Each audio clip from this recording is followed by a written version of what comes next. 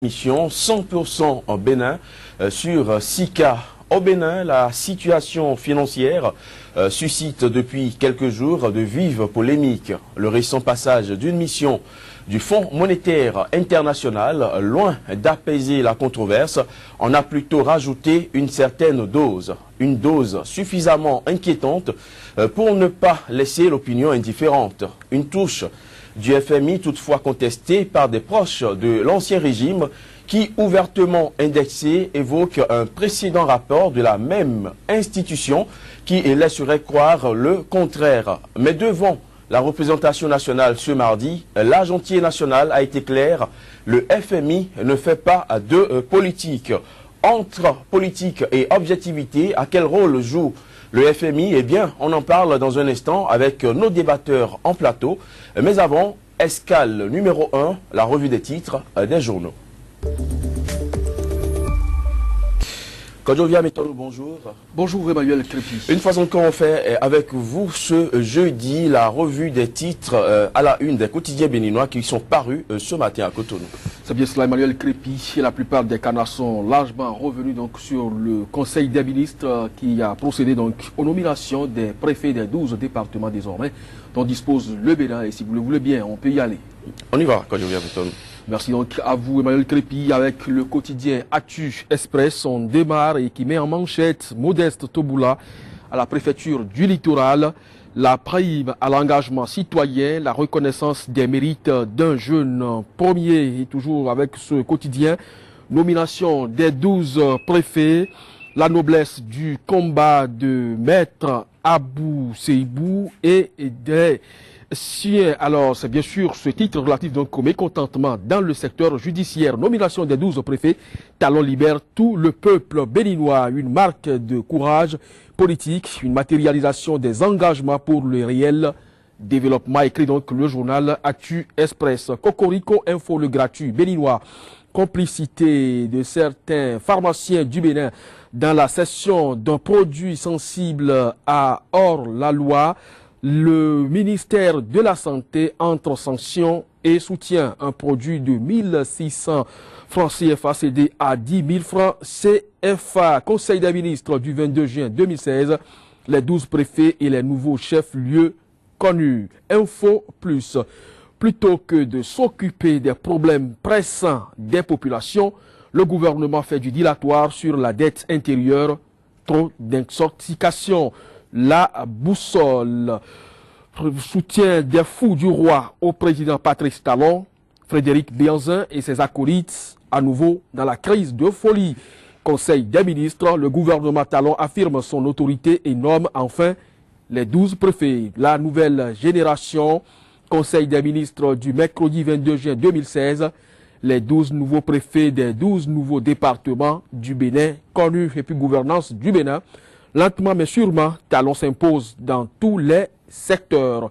La nouvelle tribune, découpage territorial, les 6 nouveaux chefs-lieux et les 12 préfets officiellement connus. La tribune de la capitale, désignation de nouveaux chefs-lieux de nos 12 départements et nomination des 12 nouveaux préfets. Le président Talon fait preuve de ténacité. Les réformes atteignent leur vitesse de croisière. L'audace info, vague d'adhésion au régime du nouveau départ. Les fous du roi font la politique du ventre. Le coopérant conseil hebdomadaire des ministres hier. Les nouveaux préfets et chefs-lieux des 12 départements du Bénin connus. Le projecteur administration territoriale.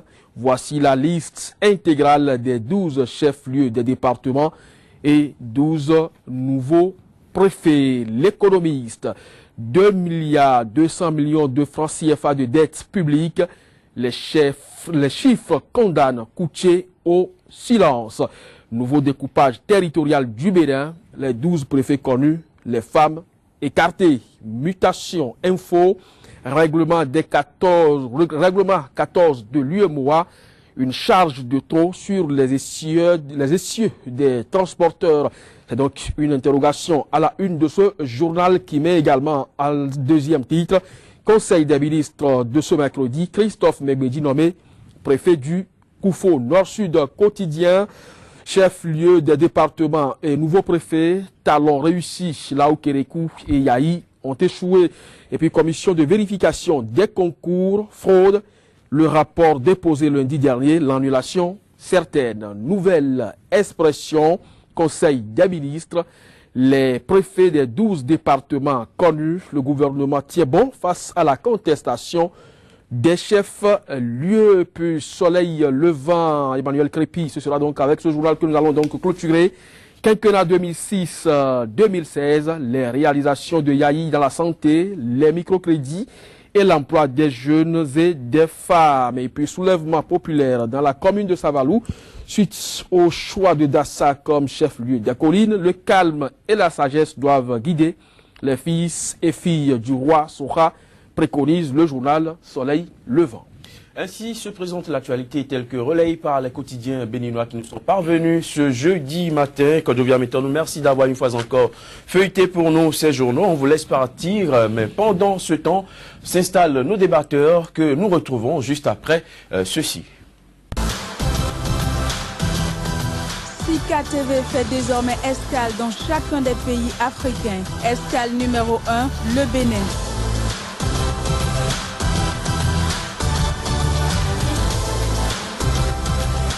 Retrouvez désormais sur Sika TV votre émission 100% Bénin consacrée exclusivement à l'analyse de l'actualité au Bénin. Pendant 45 minutes, la parole sera donnée aux spécialistes de l'information et autres analystes pour décrypter l'actualité socio-économique et politique.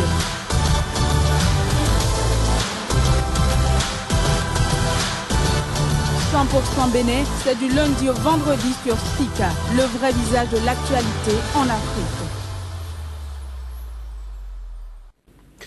Une dette intérieure qui passe de 1000 à 2200 milliards de francs CFA en l'espace de 3 mois. Une masse salariale exorbitante qui s'élève à près de 48% du budget national. Des pratiques d'exécution de dépenses en l'absence d'autorisation budgétaire. Voilà entre autres des points qui justifient, selon le Fonds monétaire international, l'état désastreux des finances béninoises. Un rapport du FMI qui enflamme la polémique au point de suspecter l'institution de Bretton Woods de se cacher derrière d'autres raisons inavouées. Mais au cœur de cette cacophonie, à quel rôle joue concrètement le FMI? Deux invités sur ce plateau. D'abord, Herbert Toye Boni et Wibo, bonjour, journaliste, et vous êtes également éditorialiste au quotidien béninois d'information et d'analyse, l'éditorial, mais aussi Honoré Benjamin Naum, bonjour, journaliste,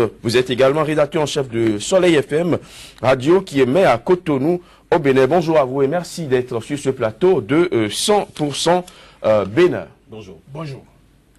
Avant de poursuivre cette émission, je vous propose de suivre un extrait des déclarations faites lors du point de presse qui a sanctionné la fin de la mission d'une délégation du Fonds monétaire international à Cotonou. Vous allez suivre respectivement la chef de la délégation du FMI et le ministre béninois de l'économie et des finances.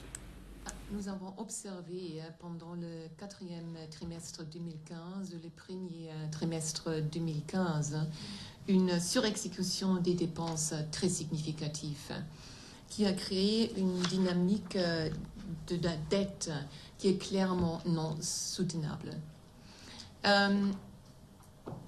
Ce n'est pas une situation durable pour la politique budgétaire de l'État. Comme j'ai souligné, un des problèmes était la surexécution des dépenses, mais aussi dans le quatrième trimestre de 2015 et le premier trimestre de 2016, le gouvernement a signé des projets hors budget à hauteur environ 24% de PIB.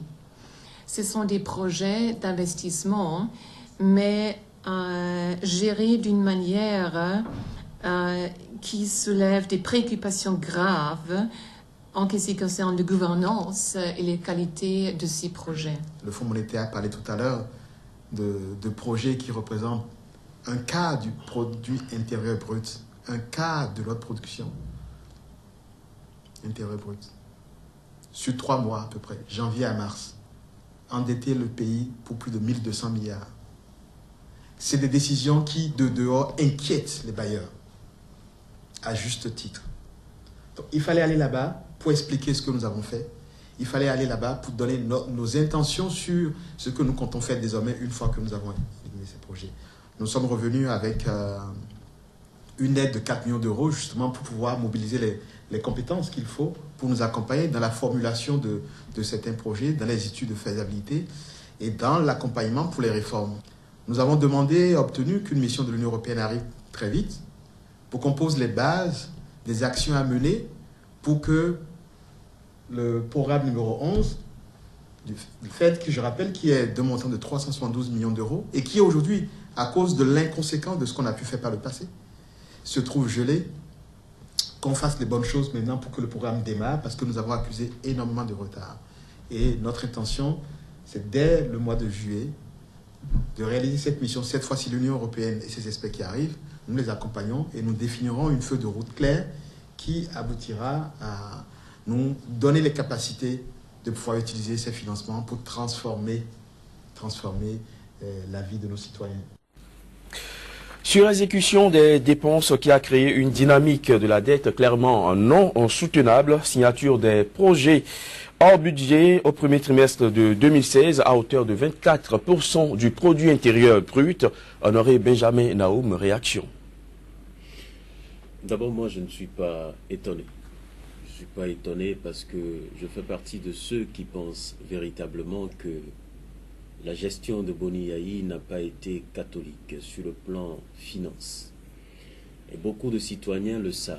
Si aujourd'hui on nous annonce cette information, moi je ne veux pas être choqué, je ne serai pas choqué. Parce que tout simplement, pour moi, ce n'est pas une information, c'est peut-être une confirmation de ce que, à un moment donné, on s'est amusé avec les finances publiques. On a défini des stratégies qui ne respectaient aucune norme, d'autant plus qu'aujourd'hui, même le Parlement s'est appuyé sur des études réalisées par la Cour suprême de notre pays. Et on a vu tout simplement qu'aujourd'hui, tout le monde le sait. Donc c'est une confirmation pour moi qu'à un moment donné de l'histoire, le Bénin a failli en matière de gestion des ressources. Parce que si en 3 mois, on peut donc engager un pays pauvre comme le Bénin dans une aventure de plus de 1200 milliards parce qu'on a décidé de faire de l'investissement alors qu'il y a des secteurs qu'on pouvait développer tout de suite et avoir les retombées. On a laissé ces secteurs de côté, on a préféré investir.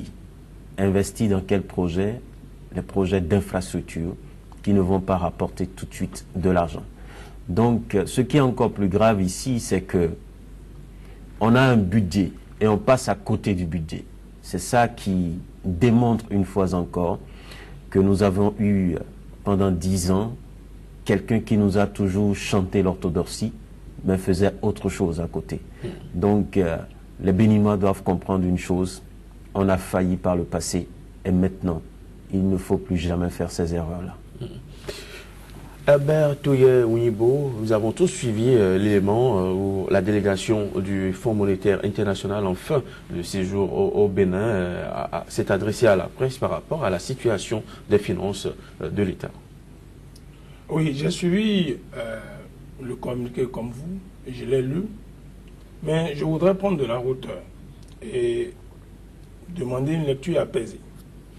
C'est vrai que quand on lance les chiffres tels que c'est fait, on devrait se demander, s'interroger sur les 1000 milliards ou les 2000 milliards qu'on aurait engloutis dans des choses qu'on n'explique pas. Moi, je pense qu'il manque dans cette affaire-là un éclairage serein. Sinon, nous sommes tous, ou du moins que l'opinion publique est prise en otage dans une sorte de confusion ancrée dans l'ambiguïté. Confusion ancrée dans l'ambiguïté, puisque j'ai entendu tout à l'heure Madame la représentante de la mission parler, n'est-ce pas, de projets d'investissement. Et donc, il est important de faire remarquer qu'il ne s'agit pas de l'argent pris et qui se retrouvait dans les maisons ou bien dans les tiroirs de quelqu'un. Il s'agit de choix. Et Benjamin Nahom parlait déjà d'espace de choix et des priorités de ces choix, c'est-à-dire de l'infrastructure. Donc il ne s'agit pas de l'argent liquide retiré. Et donc, on devrait s'interroger sur la méthode du Fonds monétaire. Et nous ne sommes pas des spécialistes en macroéconomie ou en économie. Il est donc important que les spécialistes et les sachants puissent s'expliquer dans le cadre d'un débat contradictoire pour qu'on puisse comprendre. Parce que là, il n'y a pas tellement de détails. Au vu de l'extérieur, l'impression que nous donnons dans cette vocation et cette volonté de montrer que notre pays est un pays où la malgouvernance est la règle, c'est un pays d'insécurité juridique, pour moi, n'est pas une bonne chose. Il faut rappeler, et vous l'aviez dit, que le Fonds monétaire, tout à l'heure, il y a quelques mois, avait félicité et flatté la discipline. C'est pas moi qui le dis, ce sont les barons de l'ancien régime. Non, il y a un rapport, il y a 6 mois, publié en février, même Fonds monétaire international, pour flatter la discipline budgétaire. Il n'y a pas même de baron, tout le monde se consent à dire, et ce qui est étonnant, que de 2006 jusqu'à 2015, que la gouvernance de Boni Yayi était formidable et que subitement, c'est dans les derniers mois que tant de milliards ont été dilapidés. Mais je viens d'entendre qu'il s'agit de projets d'investissement. Et que la question de l'endettement, elle est un principe de gouvernance de tout État. Puisque j'ai entendu le ministre en charge de l'économie et des finances dire qu'ils sont revenus avec 4 millions aussi d'euros pour pouvoir remettre les choses en place. Donc s'endetter, si vous suivez même le conseil des ministres, d'hier, on a adopté un projet de décret portant ratification d'un prêt de près de 40 milliards en ce qui concerne l'agence pour le commerce d'assurance pour le commerce en Afrique. C'est pour vous dire que la question de l'endettement n'est pas une question surréaliste, ce n'est pas de l'incantation, on doit s'endetter. Mais la question qui se pose ici, c'est de savoir quelle est la qualité, n'est-ce pas, de ces investissements, et là-dessus, nous n'avons pas l'information là-dessus. Moi, j'aurais préféré, dans ce cas-là, qu'on puisse revoir ce qu'est la méthode du FMI. Comment le FMI procède pour cela. Parce que dans tout cela, il y a un aspect qu'on ne doit pas oublier. C'est-à-dire que nous ne devons pas contribuer à montrer aux partenaires ou bien aux autres investisseurs que nous ne sommes pas un pays où il faut investir. Il faut nécessairement qu'on puisse comprendre les questions liées, n'est-ce pas, à ce dépassement budgétaire. Et n'oubliez pas que nous avions eu la loi organique relative aux lois des finances, et qui a été mise en œuvre à partir de 2015, puisqu'elle a été citée, ces références dans le Conseil des ministres, et ça qui donne l'orientation budgétaire. Pourquoi la loi des finances, la LOF? Parce qu'il y a par le passé des opérations hors budget. Tous les régimes qui se sont succédés. Or, la loi des finances permet d'avoir des traçabilités. Et nous parlerons par exemple, n'est-ce pas, des subventions sur le coton. Et quand vous lisez le collectif budgétaire, je donne une illustration, le collectif budgétaire, qui a été transmis, n'est-ce pas, à l'Assemblée nationale, vous verrez que dans ce collectif budgétaire, on a inscrit les 12 milliards qu'on a donnés pour le coton au lendemain, n'est-ce pas, du Conseil des ministres, au régime de la rupture. Donc, vous savez, donc, il y a donc une urgence. C'est maintenant qu'on l'inscrit dans le collectif budgétaire à soumettre. Mais est-ce que c'est pour vous dire que ça a été fait? C'est après qu'on l'inscrit dans le budget. Pour moi, toutes ces choses-là participent, n'est-ce pas, à des gestions données. Vous vous rappelez que l'année 2015 a été secouée par une crise énergétique. Oui, il fallait donner des solutions pour cela. Vous savez aussi que pour l'élection présidentielle, je ne parle pas encore de la qualité, je suis dans une démarche méthodologique. Que la présidentielle de 2016, c'est dans le budget de 2016. Mais est-ce qu'il faut qu'on attende 2016 pour commencer à financer la présidentielle? Il y a nécessairement des avances qu'il faut faire dans la crise de Koslepi. Donc, les questions de dépassement et autres là, qui relèvent, n'est-ce pas, de l'aspect méthodologique et donc de forme, doivent être abordés avec sérénité et apaisement. Quand nous verrons maintenant sur la qualité, n'est-ce pas, de ces dépenses, sur les effets induits par ces dépenses, nous ferons le débat. Mais pour moi, pour la forme, il est important quand même de relever ces éléments pour pouvoir tempérer, ne pas donner l'impression au reste du monde, au marché financier, que le Bénin est une catastrophe financière parce qu'un investisseur qui apprend que c'est un pays où on dilapide des 1000 milliards, tel que la communication politique est orientée, ne viendra pas investir. Alors que je viens d'entendre qu'il s'agit, n'est-ce pas, des dettes contractées dans des programmes d'investissement. Donc il est important que je relève ça, que ceux qui nous suivent au-delà des frontières n'aient pas l'impression que nous sommes un État voyou où vraiment on dilapide des milliards, tant de milliards en 2 mois. Il s'agit donc de dettes. Albert Rounibo, vous avez évoqué un autre rapport publié quelques mois plus tôt qui laisserait croire des informations contraires à ce qui se dit actuellement dans le nouveau rapport. Mais le ministre des Finances a été clair à l'Assemblée nationale. Il s'agit de 2 rapports qui se sont tablés sur 2 périodes différentes. Le premier rapport qui s'est tablé sur la période allant de mai 2015 à décembre de 2015, je crois, et le second rapport, le rapport actuel, s'est tablé sur la période du premier trimestre de l'an 2016. Et en l'espace de 3 mois, dit-on, 1000 milliards, plus de 1200 milliards de dettes ont été engrangées, alors que nous avions un régime qui était en fin de mandat. Qu'est-ce qui pressait, citons? Vous et moi, nous ne savons pas à quoi correspondent ces 1000 milliards. Il y a le devoir d'information. On a dit infrastructure. Je voudrais bien savoir. Je pense que le devoir d'information du peuple aurait pu nous permettre, n'est-ce pas, de savoir à quoi devraient servir les 1000 milliards. Il est important de dire qu'il s'agit de dettes. Il ne s'agit pas d'encaissement. Quelqu'un n'a pas pris 1000 milliards dans sa poche. Il faut qu'on sache pourquoi. Le ministre de l'économie et des finances ne l'explique pas. On dit 1000 milliards contractés. C'est sur quelle dette? Vous pouvez me dire, c'est dans quel domaine? Je pense qu'il faut intervenir pour clarifier un tant soit peu. Parce que, Ingo disait tout à l'heure que nous ne sommes pas des économistes et tout, donc le peuple a besoin d'informations. Moi, je peux vous rassurer sur un fait. Parce que j'ai mes connaissances basiques en matière de gestion quand même. C'est pour vous dire ceci, quand vous êtes aux commandes d'une entreprise ou bien à la gestion d'un pays, il y a des priorités qu'il faut faire. Si vous êtes en face d'un peuple qui a faim, vous investissez tout de suite dans la production agricole, ce qui rapporte à manger au peuple. Mais vous ne prenez pas une bonne partie des ressources que vous avez et que vous engagez dans la construction d'infrastructures. Parce que quand vous investissez dans l'infrastructure, c'est un investissement à long terme. Ça ne rapporte pas tout de suite. Et quand ça ne rapporte pas tout de suite de l'argent, alors que votre peuple a besoin de ressources pour fonctionner de façon quotidienne, ça veut dire que vous pêchez en matière d'options. Parce qu'on sait tous qu'aujourd'hui, on a eu quand même des gens qui sont habilités normalement pour savoir qu'il faut mieux définir les priorités à la tête d'un pays. On a eu un financier. La route du développement passe par la route. Oui, effectivement. Donc, il faut véritablement savoir que les gens ont fait de mauvaises options.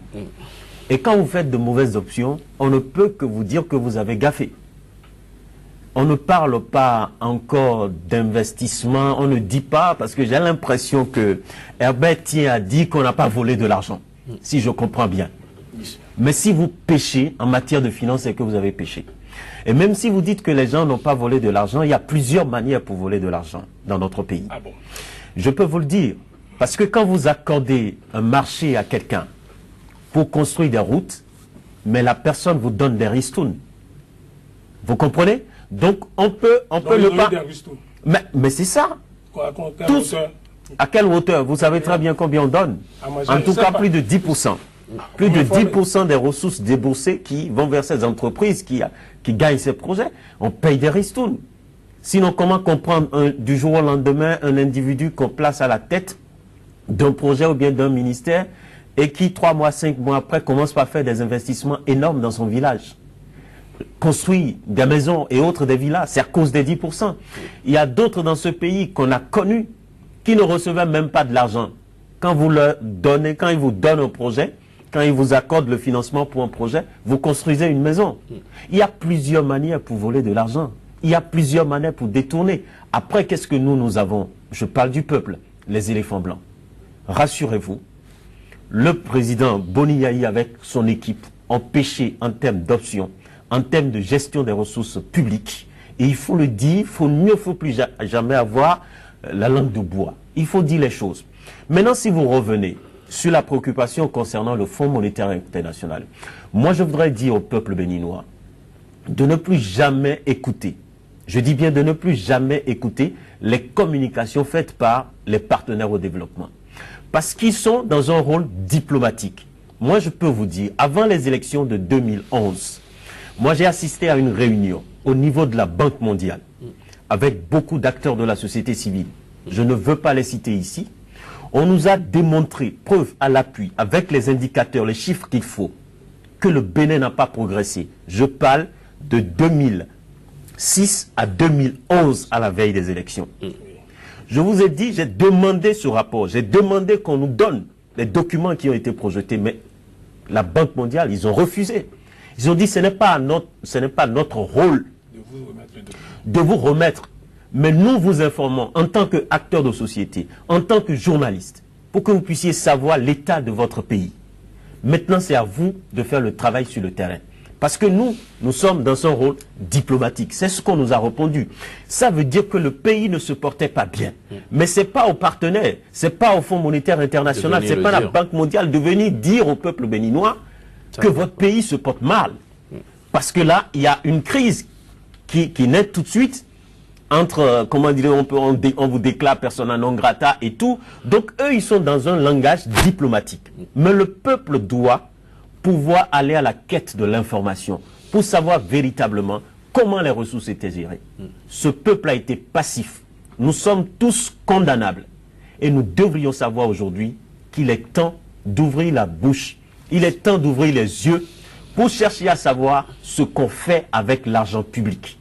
On doit observer aujourd'hui le gouvernement qui est à place, du début jusqu'à la fin, et ne rater aucune opportunité pour savoir quels sont les actes qui sont posés. Au jour le jour, pour nous assurer, sinon on reviendra 5 ans après, le FMI viendra nous dire, voilà, de 2016 à 2021, il y a eu des couacs et tout, et on sera affolé. Moi, je ne suis pas affolé, j'étais conscient du fait que mon pays était mal géré, et il fallait tout simplement utiliser les stratégies qu'il faut. Le peuple doit trouver le mécanisme pour contrôler la gestion des gouvernants que nous avons. C'est le vrai problème aujourd'hui. Ne regardons pas ce que le FMI dit, ne regardons pas la Banque mondiale et les autres institutions. Le pays était mal géré. Qu'est-ce qu'il faut faire aujourd'hui pour corriger? Ça doit être la préoccupation nationale.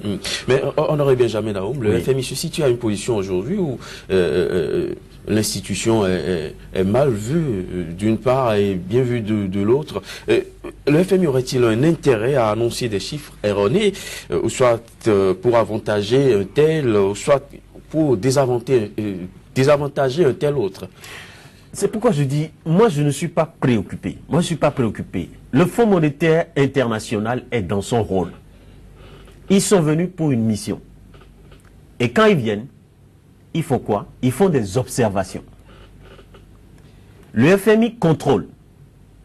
Mais le FMI n'est pas là pour des déballages, pour des incantations. Le Fonds monétaire international, en tout cas, quand le fonds vous fait des observations, si vous décidez de ne pas suivre, mais le fonds continue sans vous. Continue sans vous, ça veut dire quoi? Si vous avez des contrats, si vous avez des accords, parce que quoi qu'on dise, ce sont des partenaires au développement qui nous apportent des ressources. Parce que le ministre des Finances a dit, à cause de la mauvaise gestion, il y a eu plus de 300 et quelques millions d'euros bloqués. C'est comme ça que le Fonds monétaire international fonctionne. Si le fonds vous fait des observations, parce qu'ils ne sont pas également là pour nous étouffer sauf si on est dans la dérive totale, qu'on peut dire embargo, ceci, on utilise les expressions qu'il faut à l'échelle internationale.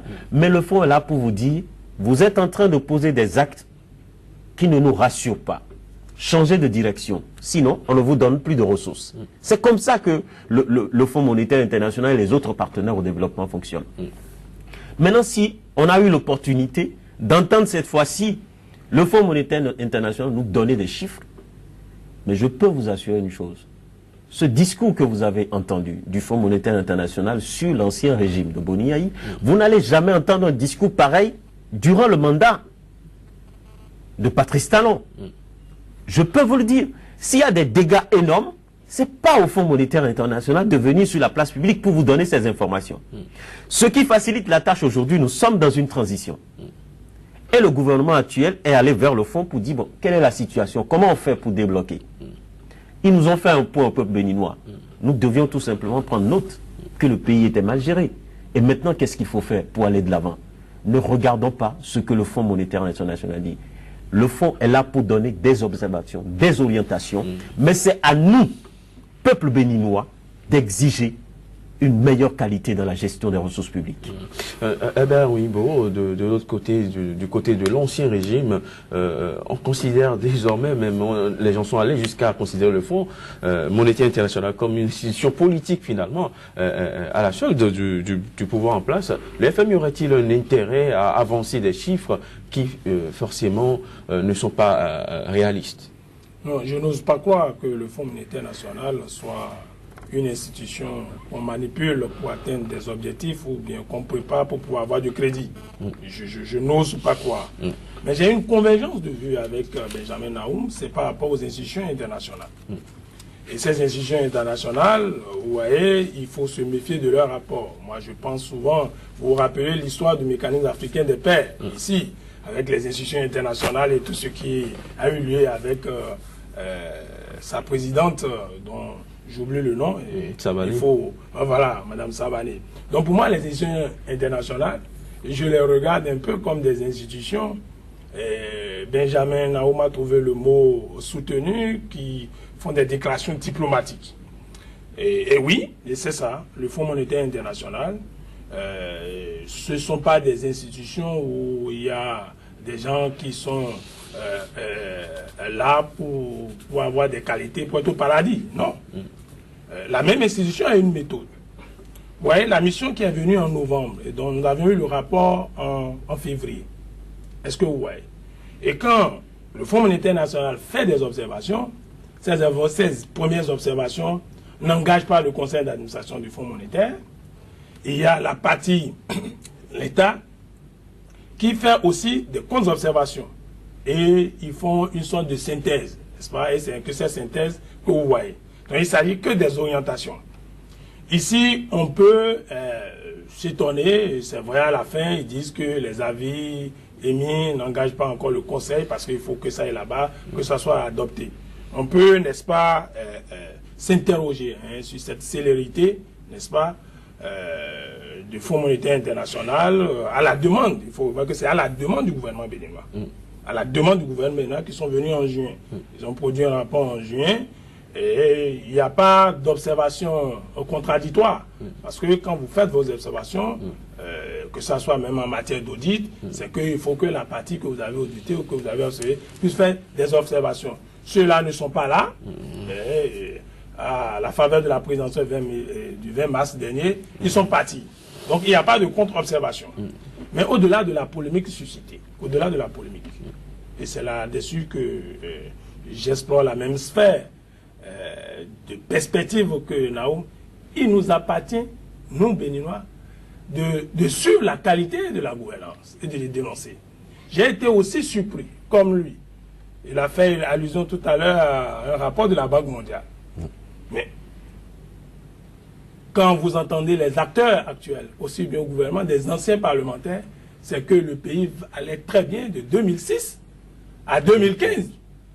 Alors que nous avions des rapports de ces mêmes acteurs politiques actuellement au gouvernement, qui critiquaient la gouvernance que nous avions vue. Et je rappelle au passage quand même que vous savez que nous étions quand même les citoyens les plus durs par rapport à la gouvernance de Boni Yayi.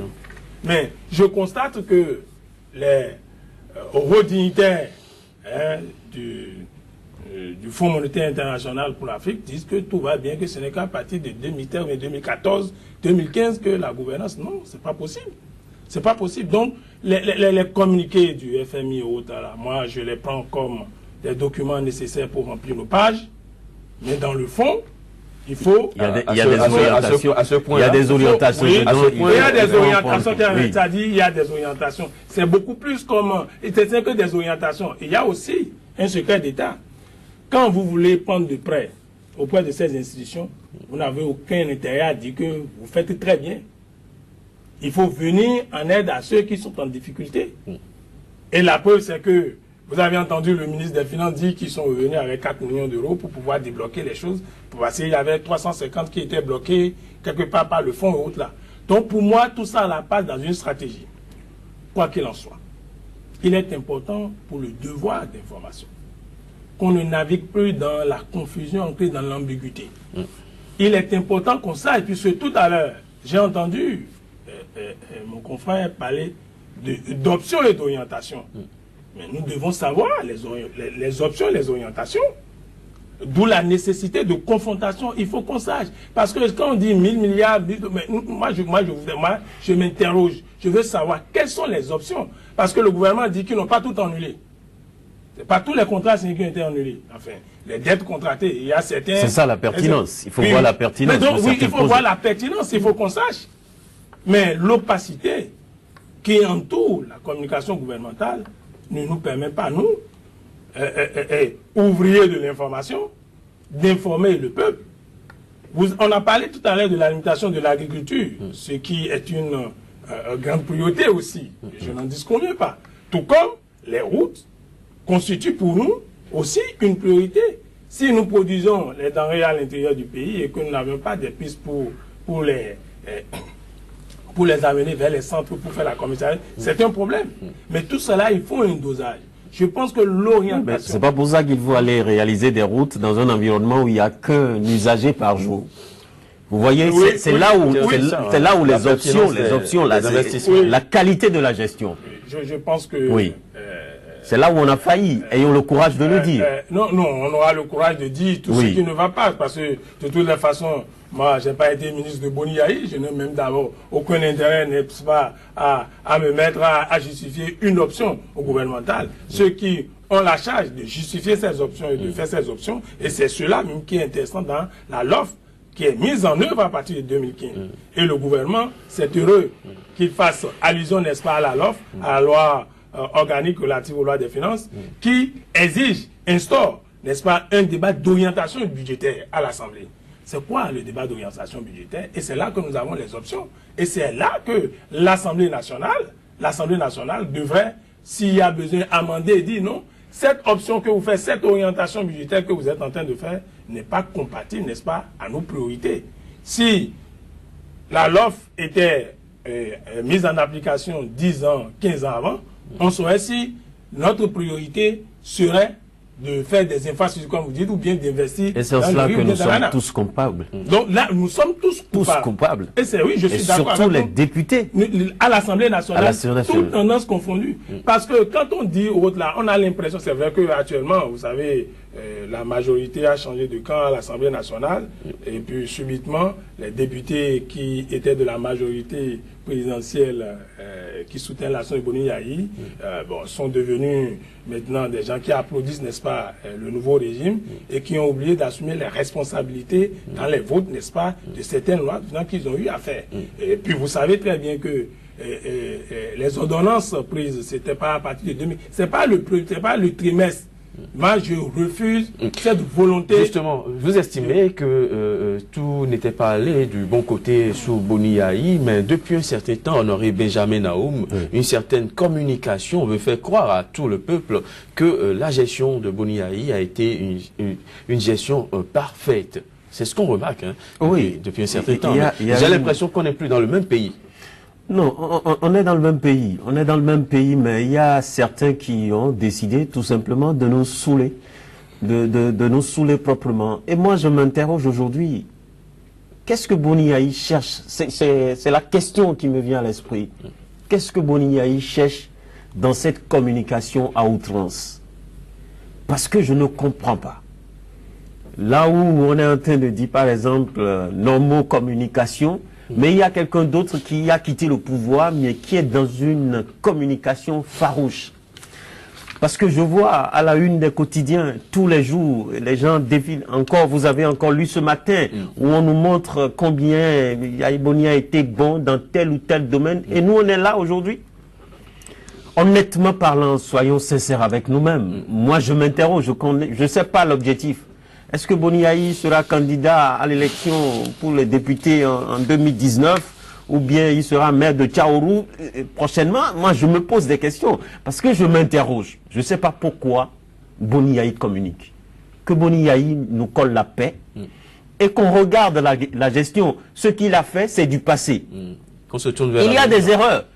On a gagné des points à des niveaux donnés. C'est ça la gouvernance. On ne peut pas jeter à l'anathème tout ce que le Boni Yayi a fait en 10 ans à la tête de ce pays. Il a posé des actes qui nous honorent. Mais à côté, il a fait des dégâts. Et qu'il accepte et qu'il assume. C'est ça un chef. J'ai l'impression que c'est un monsieur qui est vraiment farouchement contre le débat contradictoire. Quand on dit Boni Yayi a mal fait dans un domaine, il faut que demain on puisse communiquer largement autour. Ça ne nous apporte absolument rien du tout. Moi, j'ai besoin de me concentrer sur la gouvernance de Patrice Talon. Le passé est sombre, nettoyons le passé et allons de l'avant. Mais quand on continue de nous plonger dans des histoires, il a fait ceci, mais on pourrait faire tout ça. En fait, c'est ce qu'il devrait faire avant de quitter le pouvoir, qu'il est en train de faire. Maintenant. Il devrait faire le bilan. Vous savez, pour quitter la tête d'un pays, il faut se préparer. Ça se prépare. Mais Boni Yayi était dans une campagne farouche pour pouvoir faire passer quelqu'un et il a oublié de faire le bilan. Et maintenant, c'est après, des mois maintenant, qu'il se permet de faire un bilan. Non, il se trompe. Ayons le courage de le dire pour que l'homme puisse se reposer et coller la paix. Parce qu'il crée une confusion. Moi, je dis, j'ai pas besoin de tenir la langue de bois ici. Il crée une confusion dans l'esprit des Béninois. Moi, je suis confus et je voudrais clairement que ceux qui communiquent pour Boni Yayi lui demandent clairement qu'est-ce qu'il veut. Qu'est-ce qu'il veut? Il n'a qu'à le dire au lieu de continuer cette communication qui fatigue à la limite. Oui, nous avons juste une minute. Vous avez une idée de ce qui justifie cette communication à outrance? Boni Yayi, aujourd'hui, il a Je voudrais me rassurer que nous avons fini avec le sujet du FMI. Oui, nous sommes toujours dans le même registre. Nous sommes toujours dans le même registre. Ah oui, nous sommes dans le même registre. Je pense que moi, je vais avoir une position un peu... mitigée, c'est ça? Non, pas mitigée. Équidistance entre le président Boni Yayi et le président Patrice Talon. Vous avez parlé tout à l'heure de la gouvernance. Moi, je vais être tolérant vis-à-vis du président Patrice Talon, parce qu'il y a des dépenses que, vous savez, les dépenses, par exemple, de sécurité, qui ne peut pas, on ne prévoit pas dans un budget qu'il y aura attentat, il y aura... Vous vous rappelez de la note qui a circulé sur les réseaux sociaux. On ne souhaite pas, mais quand on veut être scientifique, il faut prévoir. Là, on a besoin de l'argent, que quelque chose arrive. Par exemple, les éléments conjoncturels, il faut dépenser. Il ne faut pas laisser les populations pour dire que parce qu'on est encadré par les hauts dignitaires du FMI, on doit respecter le déficit et nous laisser mourir.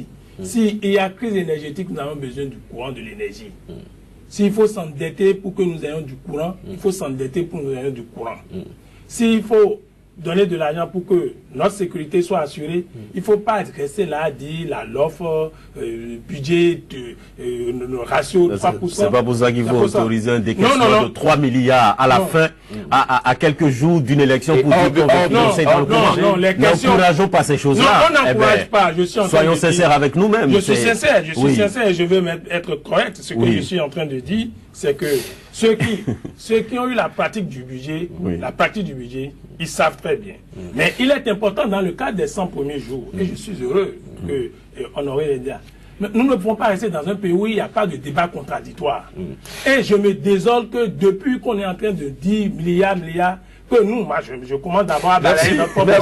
Merci, pas pris l'initiative. Les Béninois vous aurez compris. Merci à vous d'être passé sur ce plateau de 100% Bénin. Herbert Ounyibo, Honoré Benjamin Nao, merci d'avoir apporté vos différentes contributions à ce débat. Ce sera tout pour ce numéro. Ravi d'avoir été en votre compagnie, mesdames, messieurs. Très bonne suite des programmes sur SICA.